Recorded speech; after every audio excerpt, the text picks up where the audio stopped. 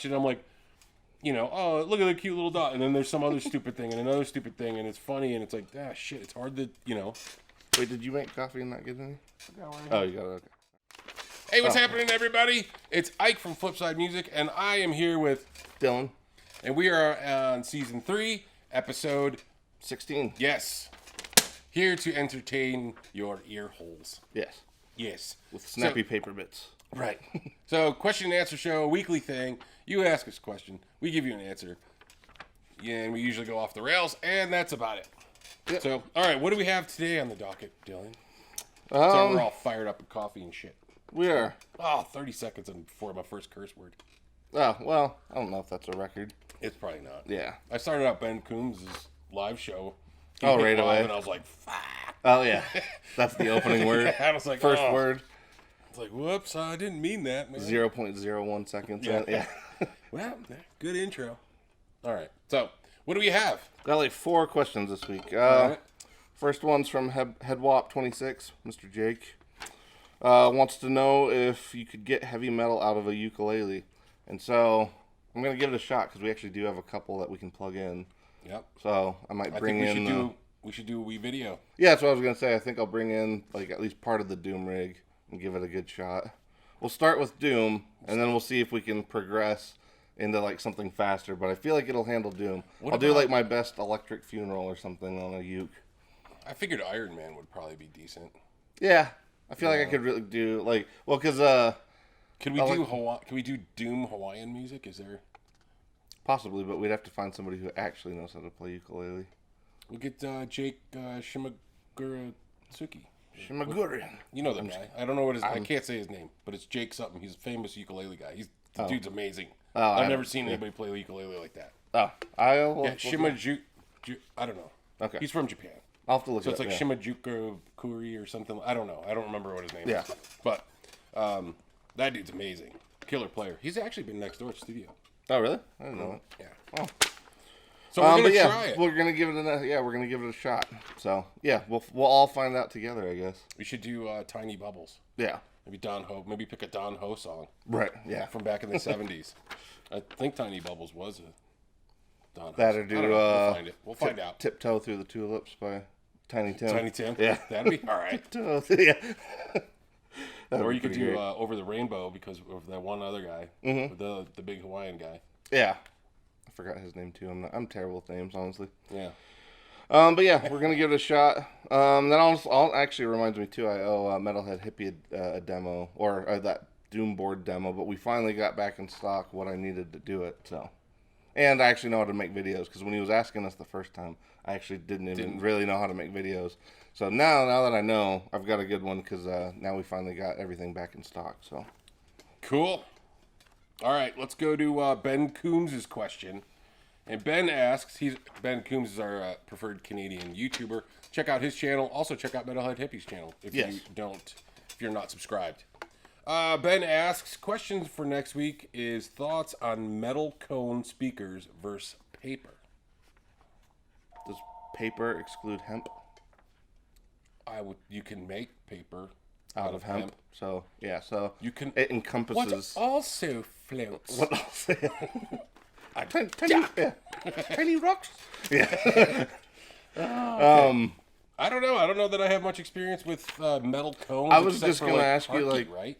Well, that and I was gonna ask you I know we've played stuff that had like metal dust caps. But I don't know that we've ever. I don't know that I've ever played anything that was a metal cone speaker. So I think you finally stumped us. Yeah, it's a good question, Ben. Yeah, he's been getting a little more like. I think he's trying. I think that's the whole purpose is that he's trying to stump us with. He's trying to push us a little further. He's going deep with some of these things. Yeah, because honestly, do you think that amplifiers that have a ground plug compared to vintage amps that don't have ground plugs actually have a better tonality? Ones without ground plugs usually smell a little more like grilled meat. Smells like grilled sausage. That's what we're gonna do. We just come up with the most ridiculous answer. Yeah, for each one. Yeah. Honestly, I don't know. Yeah, you got me, man. I don't know. I'd like to play some metal through some metal cone speakers. Probably the worst thing ever because they're probably bright. I don't know. I think Harky. Why don't you tell us about this, Ben? Actually, if he's played any. I think Harkey makes metal cone speakers for their bass stuff, right? I think so, but I haven't, I've never personally tried that, yeah.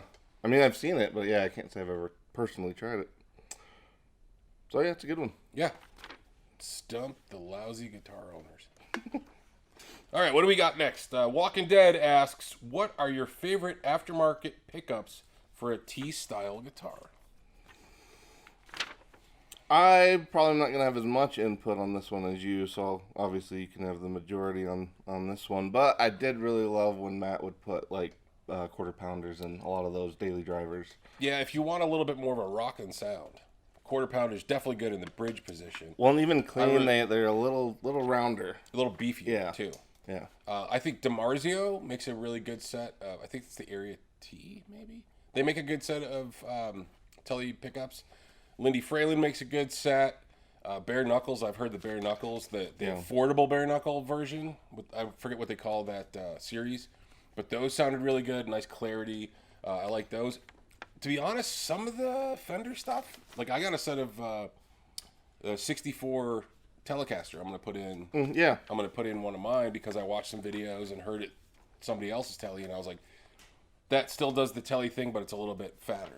Yeah. So, and they're not super expensive either. Well, it seems like, was it the Tex-Mex set? Or is that Strat? No, Tex-Mex, they make a... I was going to say, it seems like whenever we've had customers that had those in their guitars, those always sounded pretty good too. Yeah. But yeah, the quarter, for some reason, I don't know. I like the quarter pounder just because it sounds... More beef. Yeah, more beef and more, like, it's just... It still does the Tele thing, but it just has a little more oomph. And I also really like the MFD... Oh, yeah. G&L ASAT Classic set. Yeah. Because I have an ASAT Classic, and I just love the sound of those pickups because you got some punch. They're a little hotter, but they got some punch. They got clarity. You could do the Tele thing, right? But also you could do a rock thing, blues thing, and the neck pickup just has this cool bit of compression, and it sings when you drive it. It really does. And they definitely do seem to perform better with drive than some other Tele. Because some Tele pickups I feel like can get a little too bright sometimes. Right. But those don't really do that. They definitely round things out pretty well. So there's some suggestions. Yeah. All right, what do we got next? Last one would be Charles75N. He says, what is your experience with Peavey Bandit line of amps? Or what is your experience with the Peavey Bandit line of amps? And what tone does it do well and not so well? Well, recently we actually had a customer pick up one of our Bandit 65s. We had There's a pair of actually them. A Bandit 112 right here. Yeah. And I was going to say, I was actually surprised. It was a pretty good platform for, it had enough wattage to stay clean enough to actually take some pretty heavy pedals pretty well. So in that regard, I think it was actually pretty good for at least the platform candidate, at least on the cheaper side. Yeah, the PV stuff obviously inexpensive, but you could dial in, I think like this one, we plugged it in, the drive channel sounds pretty good. Yeah. And you could dial in some good tones out of it, and you're still, what do we got this one for? A couple $100. Right. I mean, I think you can get a solid amp. I actually have a Studio 112, a PV Studio 112, and that thing sounds great. Cleans are great, drives great. Well, it's funny because they're kind of thing. They do seem to be kind of catching a little more steam again. Like, I feel like a lot more people are asking about Bandits and stuff again. Yep.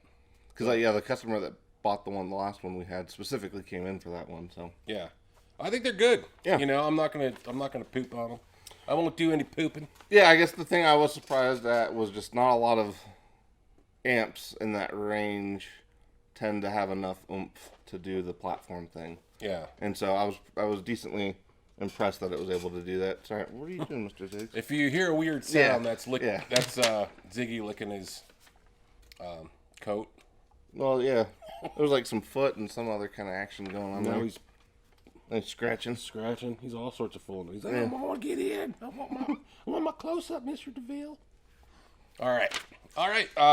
That's it. That pretty much was it. Yeah, pretty short this week. We didn't really have a lot of other questions. I don't know if there's a lot of other topics to touch on either. There's plenty of stuff. Update on the building. Things are moving forward. If anybody wants to know about that. I'm also still considering doing another channel. Yeah. But I got to get my life settled at first because everything is in disarray still right now. And what else? We should do that. We should start doing maybe like an update FAQ or something. Yeah, in terms of like what's been going on at the shop. We tie it in. Yeah, honestly, we haven't been seeing a lot of our regulars, like at least our local regulars. Haven't seen Darrell for a stretch, and Tim came in the other day, but it was kind of real. It was real in and out. Didn't see him very long, so. Yeah, but I think everybody's still in. Everything's still a little weird. So. Yeah. But we appreciate everybody hanging out with us. We appreciate you guys. Continuing to watch. To watch and supporting us too. I mean, we get orders from you guys. Metalhead Hippie, thanks. Ben Coombs, all the dudes. Yeah. Dastardly Dave, and we appreciate that. You guys hanging out with us. We do. Yeah, it's we sort of have one other update in addition to thanking everybody. When the power line went out, that was sort of exciting. Oh yeah. Yeah, it was weird because at first lost power for a couple days, or we lost power, and then the phones went to crap, and everybody went crazy. Well, yeah, it sounded like something exploded in the back, and then because you said not to touch any metal, so I had to run to the front of the building and like open the front door with my foot because I'm like, well, at least that part's no metal. And then I ran all the way around the building to go see what was going on, and then that was when I ended up getting soaked. So yeah, like the whole thing, I ended up like soaked and a little scared. Yeah, because this building's all metal. It's like one of those, right. The inside, like the whole thing finished, is, but the outside's all metal. And he made it sound like there was a power line laying on the building and all that. Well, it was laying like on basically from like Yeah, like right in the puddle of water too. Oh, so it was like And no, so I don't mess with electric. Yeah, no, it was definitely pretty crazy. And then we've had all kinds of dumb shit with the internet and everything There's been since all then. sorts of shenanigans. Yeah, because then Comcast thought we still had an outage, even though XL like literally fixed it pretty much immediately, which was pretty amazing actually. Because they showed up, like 3 trucks all showed up, and they basically made like a row all the way to Iowa and just ran a new line. Just did a whole thing. Yeah. It's been last couple of weeks of there's been a lot of oddball stuff that's happening. It has, yeah. So if we've missed anybody's email, feel free to email me again. Yeah. In regards to anything, we've been juggling a whole bunch of crazy stuff. Well, not only has it been busy, it's been weird. Yeah. Yeah, it's just been like a weird few weeks. Maybe it's a moon phase. Yeah. There's an aura, man, on your moon phase. Purple moon's rising. Yeah, bro. All right, well, we'll catch you guys later. We appreciate everything, and we'll catch you guys on the flip side.